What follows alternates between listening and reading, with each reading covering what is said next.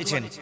আর একটা লোক, একটা সাহাবী এসে বলছেন, হুজুর পানি যে হয় না, আকাশে বন্ধ হয়ে গেল, ঘাসটা সব শুকিয়ে গেল, ছাগল বকরি সব ঘাস বেগর মরে গেল, দোয়া করেন না আল্লাহর কাছে একটু যেন আল্লাহ পানি দেয়।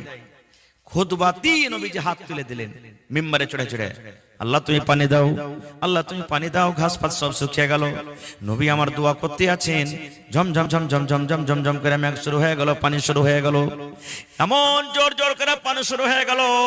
সাহাবায়ে কেরামের দল বলছেন আমরা বাড়ি মনে হয় যেতে পারবো না, মুশকিল হয়ে গেল। কোন রকম কষ্ট করে বাড়ি গেলাম, পানি কিন্তু ছুটে না। শুক্রবারে দোয়া হলো, শুক্রবার গোটা পানি, শনিবার গোটা পানি, রবিবার গোটা পানি, সোমবার গোটা পানি, মঙ্গলবার গোটা পানি, বুধবার গোটা পানি, বৃহস্পতিবার গোটা পানি, আবার শুক্রবার এলো পানি হইতে আছে, পানি বন্ধ হয় না। 8 দিন যদি পানি হয়, কিছু ডুবে থাকবে, সুখে থাকবে ভাই? সব ডুবে যাবে, ডুববে না? ঘাস পাত সব ডুবে গেল। এবার 8 দিন পর তখন ওই সাহাবী কিংবা অন্য সাহাবী বলছেন, হুজুর একটু আল্লাহর দরবারে দোয়া করেন না যাতে আল্লাহ পানি বন্ধ করে দেয়।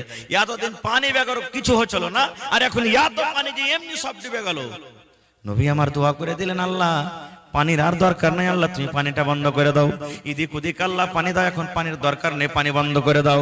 আল্লাহর দরবারে যেমন দোয়া করলেন, সঙ্গে সঙ্গে সঙ্গে সঙ্গে কিন্তু পানি বন্ধ হয়ে গেল। এবার বলেন, যে নবী পানির জন্য দোয়া করলে পানি হয়, যে নবী পানি বন্ধ করার জন্য দোয়া করলে পানি বন্ধ হয়ে যায়, সেই নবী যদি বেরোজাদারের জন্য বদদোয়া করে থাকেন, বলেন সেই দোয়াটা আল্লাহর দরবারে কবুল হবে কি হবে না? হবে। আল্লাহুস সামাদ। আল্লাহ আমার ভাই একটা শেষে গাজালের আবদার করেছেন, হয়নি, হবে না, হতে পারে না, আমার নবীর সাথে কারো তুলনা। হয়নি, হবে না, হতে পারে না, আমার নবীর সাথে কারো তুলনা। হায়রে তুলনা তো দূরের কথা, ছায়াও মিলে না। হয়নি, হবে না, হতে পারে না, আমার নবীর সাথে কারো তুলনা। সকল নবী রাসূল ছিলেন খোদার দিওয়ানা, দু নয়নে দেখবো খোদা ছিল তামান্না। সকল নবী রাসূল ছিলেন আল্লাহর দিওয়ানা, দু নয়নে দেখবো আল্লাহ ছিল তামান্না। আরে মোর নবীকে ডেকে নিলেন, আরে মোর নবীকে ডেকে নিলেন, দেখবে রব্বানা। হয়নি, হবে না, হতে পারে না, আমার নবীর সাথে কারো তুলনা। হয়নি, হবে না, হতে পারে না, আমার নবীর সাথে কারো তুলনা। ইউসুফকে দেখে যারা আঙ্গুল কেটেছে, তারা কি আমার নবীর রূপ দেখেছে?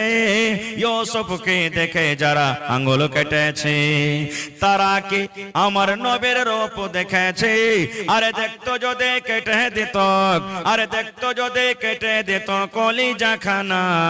হয়নি, হবে না, হতে পারে না, আমার নবীর সাথে কারো তুলনা। হয়নি, হবে না, হতে পারে না, আমার নবীর সাথে কারো তুলনা। যার শানে আল্লাহ তাআলা করলেন ঘোষণা, খোলকে আজিম আমার শাহে মদিনা, যার শানে আল্লাহ তাআলা করলেন ঘোষণা। খোলকে আজিম আমার শাহে মদিনা, মুসলমানে নবী ছাড়া কিছুই মানে না, মুমিনে কোরআন ছাড়া কিছুই বোঝে না। হয়নি, হবে না, হতে পারে না, আমার নবীর সাথে কারো তুলনা। হয়নি, হবে না, হতে পারে না, আমার নবীর সাথে কারো তুলনা। নারে তাকবীর। ভাই আমার মোটামুটি 1.5 ঘন্টা হয়ে গেল ভাই, ডাবল প্রোগ্রাম বুঝতে পারছেন। আর লাগাতার প্রোগ্রাম ভাই, অক্টোবর মাস থেকে শুরু হয়েছে প্রোগ্রামই প্রোগ্রাম। আপনাকে মহব্বত ভালোবাসার কারণে আর আমার ভাই সাগির সাহেবের কথা না ফেলতে পারার কারণে ভাই ফাইয়াজ আলম বারবার ফোন করছেন, তো আমি এসে গেছি। তো শেষ পেগাম আপনি দিয়ে যাই ভাই আপনাদেরকে। তাবলীগে জালসা আলহামদুলিল্লাহ, আল্লাহ যেন এই মাহফিলকে কবুল করে, আল্লাহুম্মা আমিন।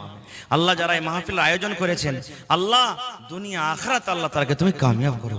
আল্লাহ যত লোক আমরা এখানে এসেছি, আল্লাহ আমরা গুনাহগার পাপী, তোমার নাম হলো আল্লাহ গফফার। আল্লাহ তুমি আমাদের সকলের জীবনের গুনাহ খাতাকে মাফ করে দাও রব্বুল আলামিন।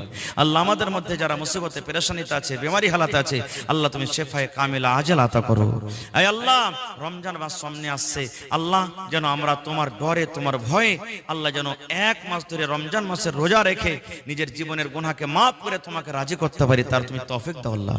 আল্লাহ আমরা 1 মাস যেন তারাবির নামাজ পড়তে পারি, আয় আল্লাহ আমরা 1 মাস যেন কোরআন জিকির আজকার সবকিছু ভালো আমল করতে পারি, তার তুমি তৌফিক দাও রব্বুল আলামিন। আয় পাক পরওয়ারদিগার, আমাদের মধ্যে থেকে আমাদের আত্মীয় স্বজন যারা কবরে চলে গেছেন, জানি না আল্লাহ তারা কবরে কি হালাতে আছে। আল্লাহ যদি তারা কোনো মুসিবতে থাকে, আল্লাহ তাদের মুসিবতকে দূর করো এবং তাদের কবরে তুমি জান্নাতের বিছানা দিয়ে দাও। রব্বানা তাকাব্বাল মিন্না ইন্নাকা আনতাস সামিউল আলিম ওয়া সাল্লাল্লাহু আলা নাবিয়িনা মুহাম্মাদিন ওয়া আলিহি ওয়া সাহবিহি আজমাইন বিরহমাতিকা ইয়া আরহামার রাহিমিন আমিন। আসসালামু আলাইকুম ওয়া রাহমাতুল্লাহ। আর রাজা মনে মনে ভাবছে, আল্লাহ আমার জীবনে যেন তোমাকে দেখে ডর হয়, ভয় হয়, আর আমার জীবনে যেন কোনো পাপ না হয়। আমি কেমন করে আল্লাহ গুনাহ থেকে বাঁচবো, পাপ থেকে বাঁচবো, কেমন করে তোমাকে আল্লাহ আমি ভয় করতে পারবো, এই ভাবা চিন্তা করছে। ইতিমধ্যে একটা দরবেশ ফকির ভিক চাইতে চলে এসেছে। রাজা তখন বলছেন, এই বাবা শোনো, এখানে তুমি বলছে তুমি যা নিবে ভিক্ষাতে তোমাকে দেব, কিন্তু আমাকে তুমি একটা ওষুধ দিয়ে যাও। বলছে কি? বলছে যে আমি আল্লাহকে দেখে কেমন করে ভয় করতে পারবো, আল্লাহকে দেখে আমার ডর ভিতরে কেমন আসবে। তখন ফকির বলছেন, মহারাজ আমি একটা ছোট মানুষ, আমি একটা কমজোর মানুষ, গরিব মানুষ, আমি একটা সাইল মানুষ। আমি যদি আপনাকে কোনো মন্ত্র দিই, কোনো দোয়া দিই, কোনো বুদ্ধি দিই, আমার বুদ্ধি আপনি নেবেন? বলছে হ্যাঁ। বলছেন মহারাজ জীবনে যদি আল্লাহকে দেখে ডরান, যদি জাহান্নামের আগুন থেকে বাঁচতে চান, যদি পাপ থেকে গুনাহ থেকে বাঁচতে চান, তাহলে আপনাকে বেশি বেশি কেরামত বলে আপনাকে স্মরণ করতে হবে। একদিন মরতে হবে, একদিন মরতে হবে। এই মত বলে আপনাকে স্মরণ করতে হবে। যত বেশি মতকে স্মরণ করবেন, আপনি গুনাহ থেকে অত বেঁচে থাকবেন। এই কথা বলে চলে গেলেন। রাজা কিন্তু কথাটা বুঝতে ভুল করে দিলেন। ই যেমন দোয়া পড়ে সুবহানাল্লাহ আলহামদুলিল্লাহ, এরকম করে দিনে 10 বার 15 বার 100 বার 200 বার করে পড়ে চলে যায়। একদিন মরতে হবে, একদিন মরতে হবে, একদিন মরতে হবে, একদিন মরতে হবে, একদিন মরতে হবে। তসবিহ জপা করে জপতে শুরু করছে। এরকম করে আল্লাহ ডর হবে যে ভাই 2 দিন 4 দিন 5 দিন মাস যখন কেটে গেল, রাজা কই যে শালা বেটা ফকির কোন মন্ত্র দেয়া গেল আমাকে? হে আমার মুখ খাসতে ইচ্ছে, কিন্তু আমি তো কিছু পরিবর্তন করতে পারি না। ধরে নিয়ে বেটাকে কোন জায়গাতে গেল, কেমন মন্ত্র দিলে আমাকে এত কষ্ট দিয়েছে, 1 মাস ধরে ওকে ফাঁসি দেব। এই খুঁজতে খুঁজতে খুঁজতে কিন্তু ফকিরকে ধরা পড়ে গেছে, ধরা পড়েছে। এবার ধরে নিয়ে এসছে। বলছে এই বেটা ফকির, এখন বেলা 12টা বাজলো, ঠিক কালকে সকালে তোকে 6টার সময়তে ফাঁসি দিব। তুই আমাকে এত কষ্ট দিলি, 1 মাস ধরে, একদিন মরতে হবে, একদিন মরতে হবে। আমি এতদিন থেকে জপছি, আমার ভিতরে একটুকু পরিবর্তন এলো না, আল্লাহর ডর ভিতরে হবে না, তোকে আমি ফাঁসি দিয়ে দেবো। তো শুন, তোর যদি কোনো খায়েশ থাকে, শেষ আকাঙ্ক্ষা থাকে, বল, ওইটা পূর্ণ করা হবে। কারণ তোকে 6টাতে কিন্তু সকালে ফাঁসি হবে। মানুষকে আখেরি খায়েশ জিজ্ঞাসা করা হয় কিনা? এবার তখন ফকির বলছেন, মহারাজ আমি মরে যাব, 6টার সময়তে আপনি আমাকে সকালে ফাঁসি দিয়ে দিবেন, দুনিয়া থেকে আমি চলে যাব, আমার কোনো চিন্তা নাই। কিন্তু মহারাজ আমি যেটা আখরি খায়েশ আপনি আমাকে জিজ্ঞাসা করেছেন, সেটাকে পূর্ণ করতে পারবেন? বলছে হ্যাঁ, মত ছাড়া, ফাঁসি ছাড়া তোর যা চাবি তোই পুরো করে দিব। বলছে মহারাজ এখন আপনি বুঝা সুঝা বলেন, আপনি আমার মনে হয় পূর্ণ করতে পারবে না। এবার মহারাজ বলছেন, ফকির রে, তুই মত ছাড়া যা চাবি তোকে দিয়ে দেব, তুই বল আমার কাছে চাহা কি চাবি?